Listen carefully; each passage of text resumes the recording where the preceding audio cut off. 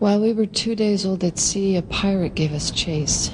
Finding ourselves too slow of sail, we put on a compelled valor, and in the grapple I boarded them on the instant that they got clear of our ship. So I alone became their prisoner. They have dealt with me like thieves of mercy, but they knew what they did, and I am to do a good turn for them. Rosencrantz and Guildenstern hold their course for England. Of them I have much to tell thee. Their grand commission I found an exact command larded with many several sorts of reasons, importing Denmark health and England's too, that on the supervised no leisure bated, no, not to stay the grinding of the axe. My head should be struck off. Being thus benetted round with villainies, I devised a new commission, an earnest conjuration from the king that, on the view and knowing of these contents, without debatement further, he should the bearers put to sudden death, not shriving time allowed. Let the king have the letters I have sent, and repair thou to me with as much speed as thou wouldst fly death. Farewell, he that knows thine, Hamlet.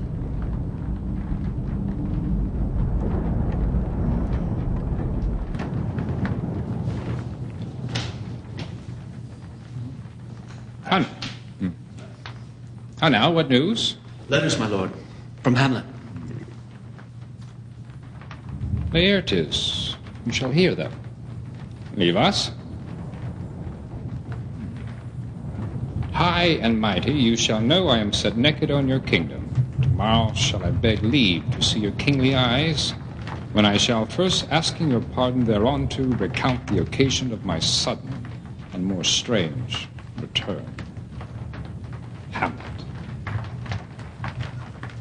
Laertes, was your father dear to you? Or are you like the painting of a sorrow, a face with no heart? Why ask you this? Not that I think you did not love your father, but that I think that love is begun by time, and that I see in passages of proof. Time qualifies the spark and fire in it. There is within the very flame of love a kind of wick or snuff that will abate it. That we would do, we should do, when we would. For that wood changes and hath abatements, and delays as many as there are tongues, our hands, our accidents. Hamlet comes back. What would you undertake to prove yourself that you are yourself your father's son, indeed more than words? Cut his throat in the church. No place indeed should murder sanctuarize. Revenge should have no bounds. Would you be ruled by me? Aye. So you will not overrule me to a peace.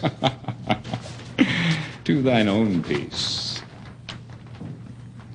If he be now returned, I shall work him to an exploit now ripe in my device, under the which he shall not choose but fall. And for his death no wind of blame shall breathe, but even his mother shall uncharge the practice and call it accident. My lord, I will be ruled if you could make it that I be the organ. Hamlet returned shall know you are come home. We'll put on those that shall praise your excellence, bring you out fine together, and wager on your heads. And he, being remiss, most generous, and free from all contriving, will not produce the foils. So that with ease, or with a little shuffling, you may choose a sword unbaited, and pass a practice requite him for your father. I will do't, and for that purpose, I'll anoint my sword. I put an unction of a mountebank, so mortal that no cataplasm so rare can save the thing from death, it be but scratched withal. I'll touch my point with this contagion, that, if I gall him slightly, it may be death. If he should fail when in your motion hot and dry, and if he calls for a drink, I'll have prepared him for a chalice for the nonce. And if he by chance escape your venom stock, our purpose may hold there. How now, my sweet queen? One woe doth tread on another's heels, so fast do they follow. Laertes, your sister is drowned. Drowned? Oh. Where? There is a willow, grows aslant a brook, that shows its hoar weaves in the glassy stream. There with fantastic garlands did she come, of crowflowers, nettles, daisies, and long purples, that liberal shepherds give a grosser name, but our cold maids do call them dead men's fingers. There, on pendant bough, her coronet weeds clamoring to hang, one envious sliver broke, and down her weedy trophies and herself fell in the weeping brook. Too much of water hast thou, poor Ophelia.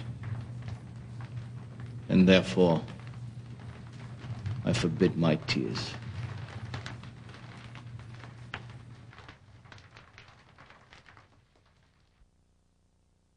Soft aside, here comes the king.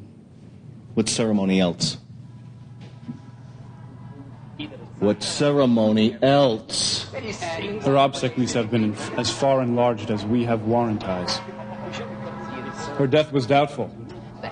She should in ground unsanctified have lodged. No more be done. We should profane the service of the dead to sing a requiem and such rest to her as to peace-parted souls. I tell thee, church priest, a ministering angel my sister will be when thou liest howling. Sweets to the sweet. I hope thou shalt. You lie out on it, sir, and therefore... How long will a Thought thy bride man lie in the earth I do not ere he rot? If he be not rot, But thou dost lie in it. To be in it and say it is fine. Tis for the dead, not the quick. Therefore, thou liest. tis a quick lie, sir. 'Twill away gain from me to you. Now, What man dost thou dig it for? dead, For no until on man, this sir. flat you have made a Woman, Who's you think it was? topple hey, I know not. the skyish head of Who to be buried in it? One that was. What is he? My head once. Whose grief bears such an emphasis, Salute the Navy. whose phrase of sorrow me see. conjures the wandering stars, How long is and makes them stand like wonder-wounded hearers. I knew him, Horatio. Hamlet, the Dane. fellow indigestion of most excellent things. I pray thee, take thy fingers from my He had borne throat. me on his back 1,000 times. And now how abhorred in my imagination is, my thoughts rims at it. The very day that young Hamlet was born. Those lips that I have kissed I know not how oft. Would weep, would Where are fight, your jibes now? would fast. Your gambols, Tear your thyself. songs, your flashes Think of of reason. merriment. We're wont Eat to a set the crocodile. table I and do it. roar. Be buried quick with her, Not and one so will now. I. To mock your own grinning? And if thou prate, Quite Mountain. chapfallen? let them eat me. Now get you to my lady's chamber and tell her, though paint an inch thick, to this favor she must come. Make her laugh at that. But soft, soft aside, here comes the king.